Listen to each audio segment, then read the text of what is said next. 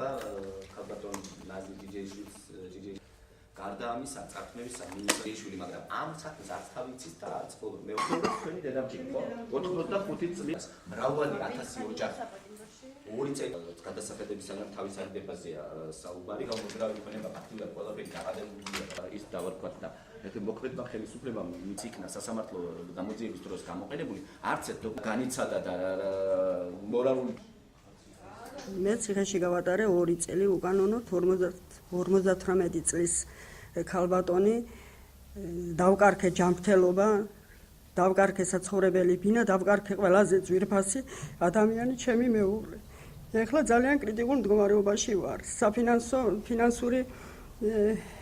სამინისტრო მე დავებდება უკანონოდ დაკისრებულ საგადასახადო ვალდებულებას 30000 ლარის ფარგლებში მე არავითარი სახსრები არ გამაჩნია. შემოსავლების სამსახურმა უნდა შეაჩეროს დაკისრებული 30000 ლარი, უკანონოდ დაკისრებული 30000 ლარის